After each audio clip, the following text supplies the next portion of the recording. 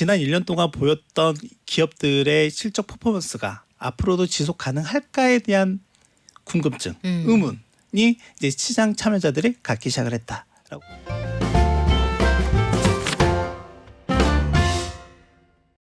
7월 들어서 제가 제일 많이 들은 말씀이 이번 달 증시 재미없습니다 였습니다. 이번 주에는 마지막 주인데 이벤트가 많습니다. 미국에서 연준의 FOMC 열리고요. 일본 중앙은행이 금리 정책을 좀 바꿀 수도 있다 이런 전망이 있죠. 뉴욕 증시가 소폭 오르는 듯 하더니 눈치 보면서 횡보하고 있습니다. 국내 증시는 흘러내린다 이런 표현이 가능하겠네요. 이럴 때 어떻게 하면 좋을까요?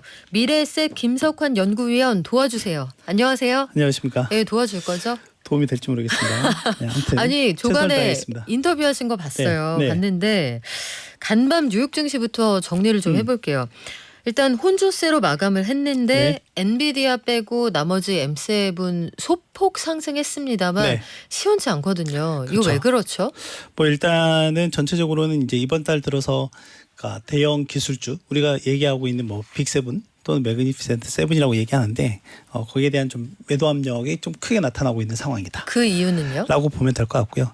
일단 여러 가지가 있을 것 같은데 일단 너무 많이 올랐다라는 게 가장 지배적이긴 하죠. 일단 테크니컬한 부분에서 본다라고 하면 이제 다만 여러 이슈들이 좀 있었는데요. 일단은 정치권에서 좀 볼 수가 있습니다. 정치권. 네, 왜냐하면 이제 지금이야 어떻게 보면 올해 미국 대선의 양강 그 대결 구도가 이제 명확해지긴 했지만 7월 중순까지 그러니까 불과 2주 전까지만 해도 되게 혼란스러웠잖아요. 그렇죠. 네, 그러면서 그 자리에서 가장 유력했던 게 트럼프 전 대통령의 당선 가능성. 였던 거죠. 거의 뭐 시장에서는 70%까지도 육박하기도 했었거든요. 이제 그러면서 트럼프 전 대통령이 이제 전당대회 과정에서 했던 인터뷰들이 막 내용이 나왔습니다. 되게 강경한 내용들이었죠. 그렇죠. 백투 2017 관세 더 올릴 거야라는 것. 그리고 이제 법인세나 이런 부분들은 세금 감면할 거야. 그러면 어떻게 재정을 꾸려 나갈 생각이지라고 하는 데에 대한 그런 우려들이 있었던 상황이었거든요. 이제 그런 관점에서 보면 반도체 특히 이제 IT 관련한 기업들의 어떻게 보면 매도 압력이 꽤 크게 나타났었다. 그리고 그 중심에 TSMC가 있습니다. 네, 이제 그러면서 이제 방위비와 관련한 그런 내용들도 있었죠. 그래서 하나는 관세에 대한 이슈라든지 또는 두 번째는 그런 지정학적 위험에 대한 부분들도 좀 있었고요. 또 하나는 뭐냐면 해도 이제 지금 실적 시즌이기 때문에 기업들이 이제 투자자들이 실적에 대한 관심이 꽤 높은 상황이긴 한데 특히 이제 반도체가 지난 1년 동안 보면 거의 뭐 시장을 이끌고 왔잖아요. 네, 이끌고 온 상황에서 이제 1년이 지난 시점에서 그럼 앞으로도 이런 성장이 지속 가능할까에 대한 부분이었거든요. 이제 그걸 스타트를 딱 끊어준 게 ASML이었습니다. ASML은 이제 네덜란드 반도체 장비 업체이긴 하지만 우리나라 반도체인 기업인 삼성전자나 한식도 마찬가지이고 TSMC 같은 경우도 마찬가지이고 이 기업의 장비가 없으면 못 만들죠. 고성능의 반도체별을 만들 수가 없습니다. 근데 이 기업이 이번 실적 나이스했어요. 근데 이제 앞으로의 전망에 있어서 약간 슬로워질 수도 있다라는 전망을 이제 내놨고요. 이제 그 이후에 연달아서 보면 뭐 자동차 반도체를 만드는 회사들이라든지 뭐 또는 산업용 반도체를 만드는 회사들 같은 경우가 지난주에 연달아서 3분기에 대한 전망치를 좀 낮추는 그런 과정들이 좀 나왔거든요. 그러면서 전체적으로는 매도에 대한 분위기가 좀 더 강해지는 양상이었다라고 보면 될 것 같아요. 지금 말씀하신 것처럼 ASML 같은 경우에도 미국의 대중 규제가 좀 더 심해질 거라 중국으로 장비 못 나갈 거고 맞습니다. 이런 것들이 영향을 미쳤는데 사실 대중 규제를 우리가 원데이 투데이 한 게 아니란 말이에요. 그럼요. 그리고 바이든 정부가 그렇다고 트럼프 전 대통령보다 덜 했던 것도 맞습니다. 아니에요. 그러면 강도도 비슷하고 하던 거 쭉 했는데 갑자기 이 시점에 와서 그렇게까지 크게 화들짝 놀랄 만한 이유가 있는 거예요? 뭐 그럴 이유는 없긴 하겠지만 근데 이제 시점상 되게 교묘했던 것 같아요. 어떻게 보면. 그러니까 방금 말씀드린 것처럼 이제 증시는 7월 전까지 계속해서 올라오는 모습을 보이면서 사상 최고치를 기록을 하는 시점들이었고 이제 그러면서 약간 시장 내에서도 보면은 이게 너무 과열에 대한 그런 우려들도 꽤 있었던 시점들이었거든요. 이제 그러다 보니까 방금 말씀드린 이런 부분들 뭐 거기에는 제가 이제 뭐 트럼프 전 대통령 측에서 내놓는 내용들뿐만이 아니라 그와 동시에 바이든 현 행정부에서도 칩 수출에 대한 네. 대중 규제를 좀 더 강화시키겠다라는 내용도 또 나오기도 했었거든요. 그러니까 이런 부분들이 좀 오묘하게 교차되면서 어떻게 보면 매도 압력을 좀 키운 요인 중에 하나였다라고 볼 수 있을 것 같고요. 그러니까 네. 무엇보다도 향후 아까 말씀드린 요인 중에 과거 지난 1년 동안 보였던 기업들의 실적 퍼포먼스가 앞으로도 지속 가능할까에 대한 궁금증, 의문이 이제 시장 참여자들이 갖기 시작을 했다라고 볼 수 있을 것 같아요. 그러면 실적이 나올 때마다 사실은 주가가 빠지고 있는 게 지난주 이번 주 흐름인데 네. 실적을 누군가가 내놨는데 짠 하고 되게 좋은 거예요. 그리고 가이던스도 희망적이다. 네. 그러면은 빠졌던 만큼 쭉 끌어올릴 수 있어요. 끌어올릴 수 있죠. 뭐 어떻게 보면 이제 그 간밤에도 보면 이제 최근에 이제 IBM이라든지 뭐 서비스나우라든지 이런 기업들이 실적 발표하는 과정에서 보면 뭐 급등하는 양상들이 나타났다라고 하는 거죠. 그리고 3M 같은 경우도 보면 이렇게 3M 같이 무겁게 움직이는 기업도 아, 그거 진짜 궁금했어요. 23%나 올랐단 말이죠. 그러니까요. 그건 네. 진짜 왜 그런 거예요? 뭐 3M 는? 일단은 전체적으로 그 실적도 잘 나오기도 했고 방금 말씀드린 부분 중에 결국엔 앞으로의 가이던스, 그러니까 지속 가능한 성장이 담보되느냐에 대한 부분이었는데 그거를 경영진이 확인을 시켜줬죠. 네, 이제 그러다 보니까 실적이 잘 나옴과 동시에 가이던스도 잘 나오니 주가가 갭 상승하는 이런 모습. 그러니까 뭐 올랐던 거고요. 또 하나는 반대의 사례들도 있습니다. 네. 뭐 덱스컴이라고 해서 그러니까 이 회사 같은 경우에는 이제 의료 장비를 만드는 회사인데 그러니까 대체적으로 뭐 혈당 측정기나 뭐 이런 것들 있잖아요. 그런데 이 회사는 상장 이후에 가장 큰 폭의 하락세를 보였어요. 왜요? 며칠 전에 실적이 안 좋다. 아. 앞으로 안 좋아질 것 같다.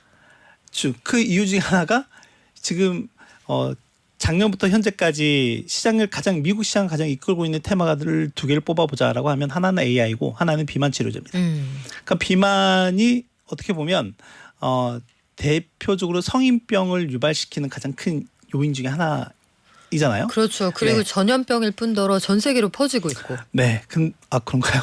전염병인가요? 그것까지 생각을 못 해봤는데. 네. 근데 만약에 이제 비만 환자가 많이 줄어들게 되면 개인의 건강이 좋아질 거잖아요. 이제 그렇게 되면 이건 뭐 너무 이제 앞서간 이유일 수도 있겠지만 이제 시장은 그런 부분을 본다는 거죠. 뭐 그러면 이제 개인들의 뭐 성인병을 예방하거나 또는 측정할 수 있는 그런 장비에 대한 수요가 계속 늘 수 있을까? 이런 사람들이 부분이죠. 날씬해지고 자꾸 위고비 많이 맞아서 그 혈당이 낮아지면 네. 혈당 체크 필요 없겠네 이렇게 된다는 그렇죠. 얘기잖아요. 그래서 40%나 빠졌어요.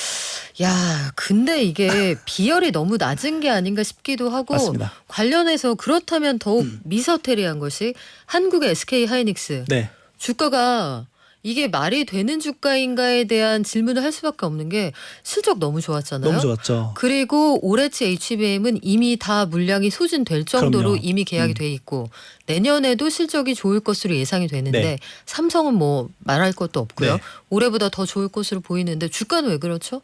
그러니까요. 뭐 일단은 주식시장에서 마법의 단어가 있습니다. 선반영? 선반영. 아, 저 그 단어 싫어해요. 싫어하는데 네. 어쩔 수가 없습니다. 왜냐하면 실제 이제 주식시장은 여러분들도 아셔야 될 게 뭐냐면 실물시장보다 훨씬 더 빨리 움직입니다. 그래서 우리나라 경기 선행지수 10개 구성하는 항목 중에서도 코스피 지수가 들어가 있는 상황이거든요. 이제 그렇다라고 하면 금융시장은 기본적으로 미래의 가치를 당겨와서 그걸 주가에 반영할 수밖에 없는 거라고 보면 될 것 같고 그래서 아까 제가 지금 미국에도 보면 IT나 반도체 중심으로 해서 낙폭이 꽤 커지는 모습이 나오고 있다라고 말씀드린 첫 번째 이유 중에 하나가 과열. 테크니컬한 부분에서 보면 선반영. 그렇다라고 말씀드렸는데 그런 부분들이 선반영이 되어 있다라고 하는 거고 뭐 뒤에서도 미리 말씀드리면 지난 1년 동안 꽤 좋았다라고 말씀드렸잖아요. 네. 그러니까 뭐 분기별 성장률이라든지 전년 대비 성장률을 보면 거의 뭐 세 자릿수 이렇게 늘어났다라고 하는 거죠. 그 기저 효과가 이번 1분기에 일단은 마감이 됐습니다. 자, 그렇다면 2분기부터는 그러니까 이 절대적인 수치가 낮아진다는 게 아니에요. 그러니까 과거에 뭐 100에서 150 뭐 이렇게 올라갔다라고 네. 하면 작년에는 50에서 100 이렇게 올라갔던 거죠. 폭풍 성장기가 지났다고 네. 보는 거군요. 그러면 당연히 성장률 같은 경우에는 둔화가 될 수밖에 없는 거죠.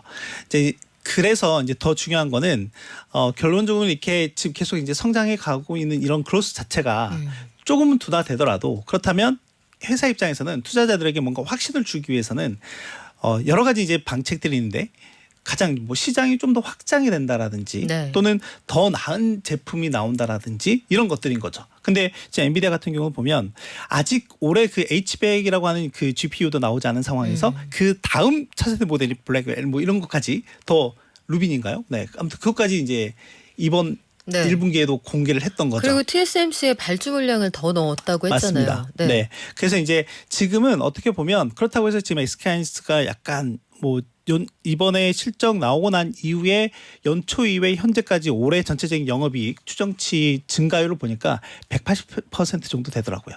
제가 한 달 전에 와서 말씀드릴 때가 150%였거든요. 그러니까 그때보다 더 올해 돈을 더 잘 벌 거야라고 전망을 좀 하고 있고 삼성전자는 그 전 한 달 전에 15%였는데 지금은 30%가 네. 됐습니다. 왜냐하면 방송 한 달 전에 했던 바로 일주일 후에 삼성전자 실적이 나왔기 때문에 그쵸. 그리고 예상보다 잘 나왔기도 했고요.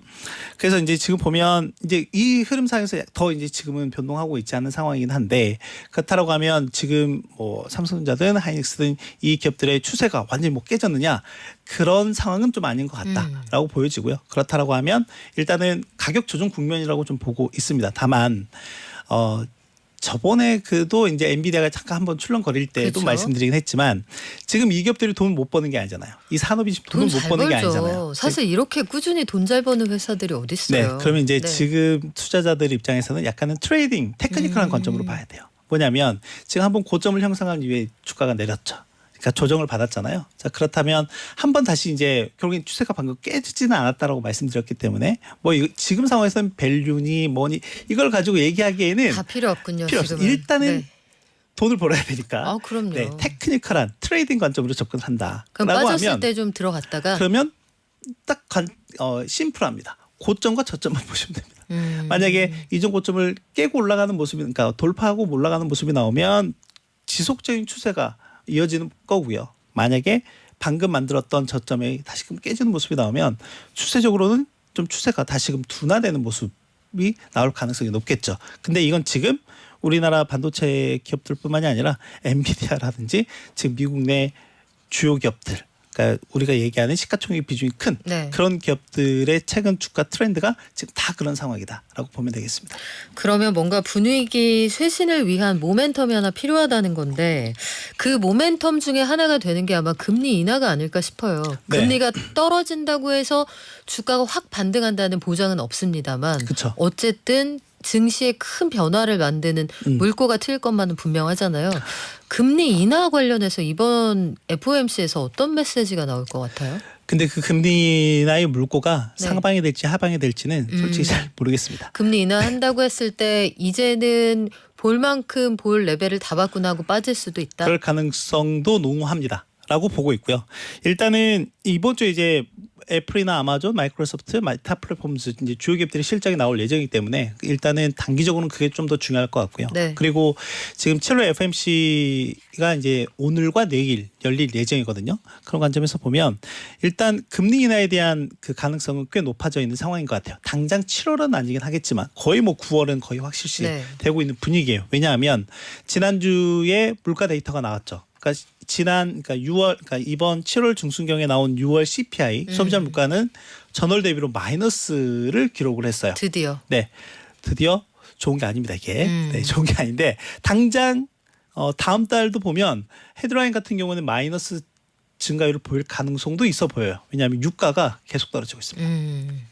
유가가 계속 떨어지고 있어서 아무튼 지금 현재 시점에서 지난주에 나온 PC까지 전체적으로 보면 물가가 계속해서 하향 안정화되는 모습을 좀 보이고 있다. 그리고 연준이 목표하는 이제 2%를 기준으로 봤을 때 과거에 보통 이제 중장기 인플레를 물가 상승률을 2.5% 그리고 연준이 목표하는 건 2%. 그래서 이 두 개의 차이가 중립금리라고 하는 거거든요. 네. 그래서 지금 미국 내 주요 물가 데이터들과 비교해 보면 중립금리의 현재 레벨이 대략 0.5에서 1% 사이에 지금 있는 상황이에요. 그런데 만약에 이런 추세가 지속이 되면 9월 FMC를 할 때는 이게 거의 0%까지 붙을 수도 있습니다. 그러니까 그 말인즉슨 물가가 더 빨리 하락한다라고 하는 거죠. 네. 그래서 시장은 9월 FM, 그러니까 7월은 그냥 패스하고 좀 더 힌트를 더 주겠죠. 그렇다라고 하면 9월 FOMC 회의에서 시장의 관심은 이제 25bp 0.25%포인트 내릴 거냐 아니면 0.5%포인트 내릴 거냐에 대해로 좀 네. 이게 바꿔지고 있는 상황이에요. 아니, 최근에 0.5 우리가 비컨 얘기가 나오는데 그건 왜 그런 거예요?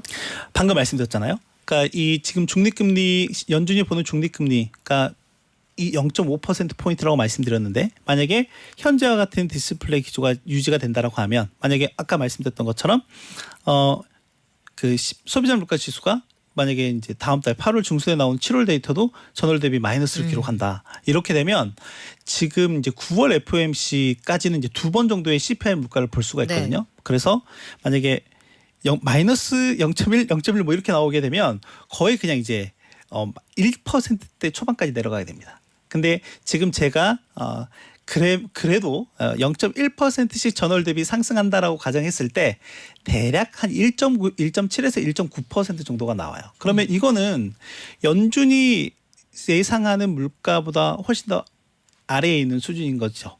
네. 그리고 아까 말씀드렸던 것처럼 중립금리 기준으로 봤을 때도 네. 이거는 이제는 이제 마이너스의 상황이 된 거니까 그래서 그러면 굳이 25bp 내릴 필요가 있느냐. 다른 뭐 ECB 같은 경우는 이미 6월에 금리 인하를 했고 그리고 오는 9월에도 금리 인하할 가능성이 높아 보이고 그러니까 연준을 제외한 나머지 지금 국가들 유럽 네. 국가들에서는 계속해서 금리 인하 내리고 기조를 있죠. 하고 있는데 남들이 2번 할 때 우리 한 번 한다?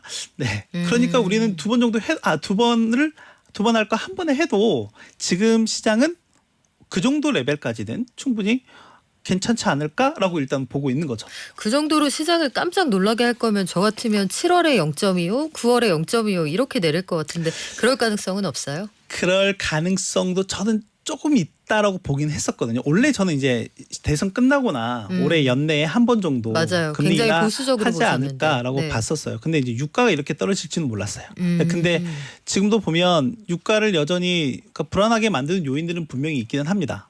뭐 가령 지난 주말에 있었던 이스라엘과 헤즈볼라 간의 약간의 긴장감도 네. 있기도 하고 또 하나는 주말 사이에 베네수엘라의 대선이 끝났거든요. 유가인데 뭐 별걸 다 봐야 돼서 어지럽더라고요. 네, 죄송스럽긴 한데 근데 이게 지금 그 현재 마두로 대통령이 3선이 됐어요. 그런데다가 지금 미국이 투표 결과 투명하게 공개하라고 했잖아요. 네. 그래서 그 만약 이제 그렇게 되면 3선을 한다? 그러면 이제 미국이 좀 더 강한 제재를 가할 수도 있죠. 복잡하네요. 네, 복잡합니다. 그 네. 유가 같은 경우는 되게 여러 가지 요인들, 그러니까 단순하게 수요와 공급만 가지고 얘기를 할 수 없기 때문에 그런데 중요한 거는 유가가 떨어진다. 그런 불안한 요인이 있음에도 불구하고 떨어지고 있다.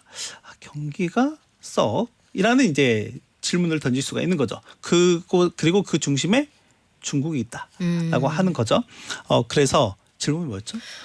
그래서 우리가 이야기했던 건 7월하고 9월에 나눠서 내릴 가능성은 맞다. 없느냐. 그래서 지난주에 그 PC 물가가 네. 조금 더 완화되는 모습이 나왔다라고 하면 저는 7월에도 깜짝 금리 인하가 가능할 것 같다라고 생각을 했었거든요. 네, 근데 상대적으로 좀 보수적으로 나왔던 것 같아요. 그냥 예상했던 수준. 네, 예상했던 수준이었고 특히 연준이 보는 코어 PC 같은 경우는 전년 대비로 2.6%를 기록을 했고 네. 또 하나는 적어도 이제 연준 위원들이 계속 하는 얘기가 그래도 몇 개월간의 데이터는 봐야 되지 않을까라고 얘기를 하잖아요. 그래서 시장이 생각하는 그 몇 개월이 대체 기준이 얼마냐? 3개월이냐? 6개월이냐라고 봤을 때 3개월이라고 생각하는 대다수가 있습니다. 60% 정도. 네. 저도 이제 3개월이라고 보고 있고 그래서 3개월 데이터를 연율화해 보면 여기 2.3%가 나오거든요. 네, 근데 이게 좀 더 완화되는 모습이 나왔다라고 하면 2% 미만으로 떨어졌을 텐데 그게 아직은 아니어서 그러면 7월 가능성은 그다지 크지 않다고 네. 보시는 건데 우리가 또 한 가지 기다리고 있는 이벤트가 당장 내일 일본은행이 네. 앞으로 금리 방향을 어떻게 가져갈 것이냐 올릴 수 있다는 게 지금 국제금융시장에 반영이 되고 있잖아요. 반영이 됐죠. 실제 네. 이제 엔화의 움직임도 그렇게 움직였고요. 그러니까 달러 엔화 환율이 지난 중순만 하더라도 7월 중순만 하더라도 160 뭐 161에 161까지 올라갔었죠. 그랬었는데 지금 이제 가장 며칠 전에 152엔대까지 갔다가 지금 한 154 이렇게 이제 와 있거든요. 그러니까 상당히 좀 가파르게 네. 내려와 있는 거죠. 그러면 엔화가 이렇게 갑작스럽게 강세로 간 요인은 뭐냐? 지난 2년 동안 일본 정부가 개입을 했던 사례가 이번까지 포함하면 3번이거든요. 최근에는 4월에 있었고 네. 그리고 그 전에는 2022년 10월에 있었고 네, 그래서 이렇게 급격하게 움직이게 된 요인 중에 하나가 일단은 일본 정부의 개입이 있고 두 번째는 방금 말씀하셨던 것처럼 지금 현재 BOJ 통화정책회의에서 금리 인상을 할 수도 있다라고 하는 것. 지난 이제 3월달에 한번 하고 네. 또 한 번 더 할 수 있다라고 하는 그런 기대감이 일단 있는 것 같고요. 또 하나는 다른 이제 정책 중에 하나가 이제 국채 매입하는 이런 부분들이나 이것들 좀 규모를 좀 축소할 수 네. 있다. 시장이 예상한 것보다 더 큰 규모로 줄일 수 있다라고 하는 것. 그리고 다른 하나는 그거죠. 미국의 금리 인하에 대한 기대감. 결국에 이제 엔화 약세가 지속되는 이유 중에 하나가 미일 금리 차 확대였는데 미국의 기준금리 인하 기대감이 높아지면 높아질수록 엔화가 강세 요인이 될 수도 그렇죠. 있다라고 하는 거죠. 그리고 이제 마지막은 캐리 트레이드 자금입니다. 엔캐리 트레이드라고 해서. 청산되는 자금이 많다면서요? 네, 근데 이제 당장 그게 청산이 되고 있나라고 하는 부분에 대해서 저희가 직접적으로 목도할 수 있는 그 지표 중에 하나가 뭐냐면 달러엔 환율의 움직임과 네. 그리고 나스닥 지수의 움직임 또는 그 제가 말씀드린 항상 빅테크 네. 그 7개 기업의 수익률 지표를 한번 비교해 보면 상당히 유의미한 상관관계가 있거든요. 네, 그래서 약간 이런 부분에서 캐리 트레이드 자금이 좀 청산되고 있는 게 아닌가라는 이제 추정이 있고요. 가능한 추정이 거죠. 있고요. 물론 이제 뭐 그게 너무 허무맹랑한 얘기는 아니다라고 볼 수도 있죠. 왜냐하면 결론적으로는 그 달러엔 환율이 엔화가 강세로 가는 시점에서 빅테크에 대한 매도 압력이 커진 네. 모습들도 있었기 때문에. 아. 근데 이제 그것과 더불어서 또 하나는 저희가 이제 주간 단위로 체크를 할 수 있는 게 엔화에 대한 투기적 매도 포지션이거든요. 순매도 포지션인데 이게 최근 들어서 최근 2주 사이에 한 급격하게 줄었습니다. 급격하게. 이런 이제 투기적인 수급 요인도 좀 있는 것 같다라고 보면 될 것 같아요. 엔값이 오를 거니까 나는 좀 들고 있어야지 사모아야지 이런 사람들 늘어난다는 건데 그래서 오늘의 마지막 질문은 이렇게 되면 우리나라에 좋은 거예요? 우리나라에 좋은 거냐? 꼭 그렇지만도 않습니다. 원래 이제 보통 보면 엔화가 강세가 가게 되면 달러가 이제 상대적으로 약세라는 의미이고 그리고 이제 그 반대로 보면 이제 우리나라 원하는 강세가 돼야 되는데 네. 이제 중요한 게 아까 말씀드렸던 것 중국이라고 했잖아요. 중국이 지난주에 금리 다 인하했고 네. 그랬음에도 불구하고 위안화가 여전히 이제 약세를 그쵸. 보이고 있거든요. 이제 그러다 보니까 이게 약간 좀 상충되는 부분이 좀 있는 것 같아요. 이제 결론적으로는 국내의 펀더멘탈 체력이 얼마만큼 더 좋아지느냐가 네. 중요한 이슈이지 않을까 생각이 됩니다. 자, 아직까지는 뚜렷한 답이 없네요. 다음에 우리 좀 시원한 답을 가지고 다시 만나볼까요? 지금까지 미래에셋 김석환 연구위원이었습니다. 고맙습니다. 감사합니다.